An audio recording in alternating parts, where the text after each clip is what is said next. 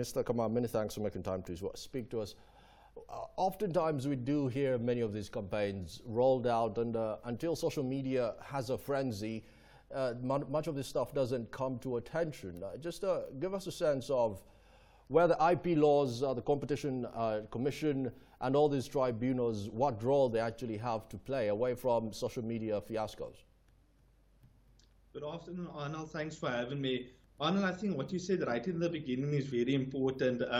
With regards to this particular case, Ms. Shannon, who is the owner of Ubuntu Baba, she had brought the topic up to Woolies, so she wrote into them complaining about the actual product and that they were obviously infringing on it. What then happened, Arnold, was that they simply gave her a reference number. Thereafter, she followed up obviously with him and they just gave her another reference. It's only when the topic actually hit and when she wrote on the blog that the topic actually gained obviously the social media's attention and that Woolies actually came to the forefront. So before that, nothing actually or nothing concrete happened from Woolies' side. So I think from the beginning, it's very important to set that out. What is happening now at the moment, Arnold, is that obviously, as you correctly mentioned, how does IP impact on this, right? So when Ubuntu Baba was launched, unfortunately, it was obviously done in very good faith in all of that, but the actual product was not designed protected. So the actual IP with regards to the product wasn't protected. And I think what has come to the forefront is the importance of IP on these local brands, whether it be trademarked, whether it be patented, whether it be designed. However, IP is actually at the forefront, and it is something that has to be obviously protected. An obvious question here would be the process of securing a trademark or a patent. At times it can be quite tumultuous, to say the least. Isn't this something that needs to be addressed, the process of securing some of these patents going forward, as opposed to waiting in the queue until maybe a big brand that is listed on the stock exchange infringes on your trademark, then maybe then you get recognition?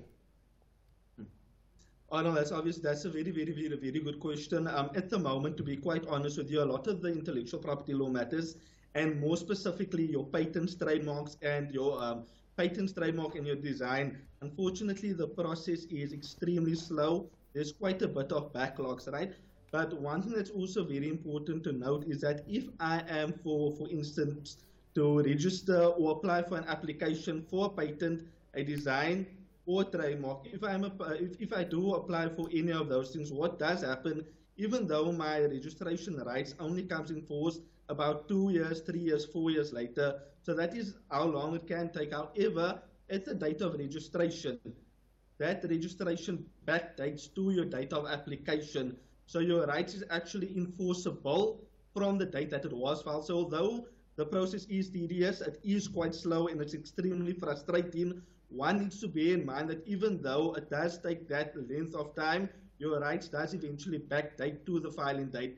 So to answer your question, unfortunately, there's no faster remedy than to actually register it. With regards to trademarks, you have, or you can revert back to what is known as the common law rights. So that is rights even if it isn't registered. Well, but with regards to this specific case, it was supposed to be design protection. And unfortunately, there's no backup like there is in trademarks. So the common law does not come, unfortunately, into effect in this instance.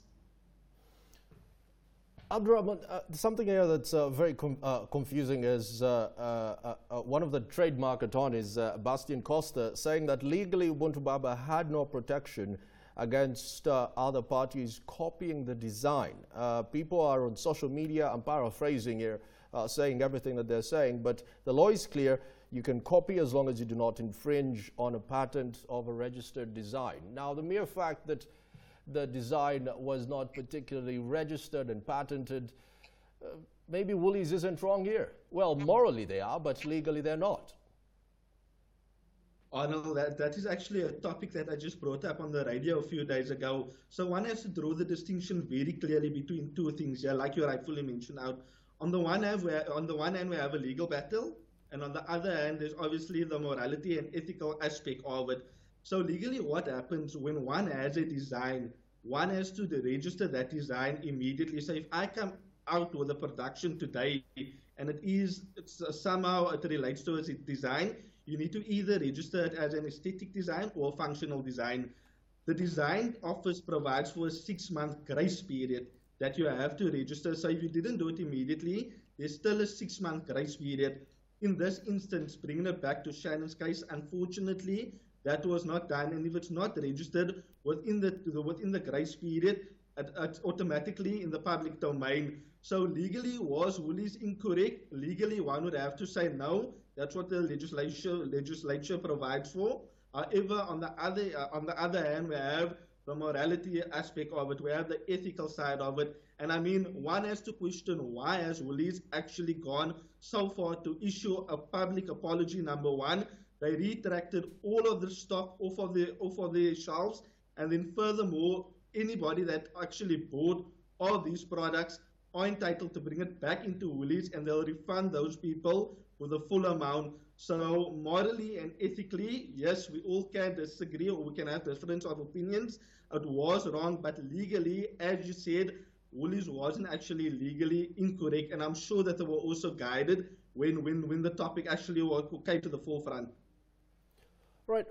Let's talk about some lessons here that could be learned from one of my favorite inventors, Nikola Tesla, who didn't particularly brag about his inventions, but, well, he did create the Tesla coil, created a lot of coils long before DC electricity was even invented.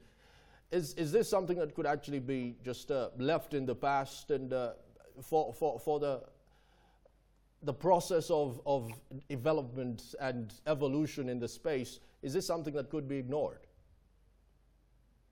So one thing that Shannon actually herself spoke about quite recently was, after obviously the frustration and all of that, when the parties actually met, she did make a statement, and one that I thought was very, very important. She said that when she met with actually Woes and they came to the forefront, the one thing that she learned that she also messed up, and that's the exact words, in the sense that now obviously she knows better going forward, that the rights needs to be protected. And what we as lawyers advise, at least in the intellectual property arena, is once you have a patent, once you actually have a design or a trademark, for that instance, before it's registered, it's not really advisable to make it known to the public, because as soon as it's known to the public, I mean, you have massive corporate entities out there that has the money to actually run with it and to have these things registered, where you might be saving those pennies for the day that you can actually obtain that protection.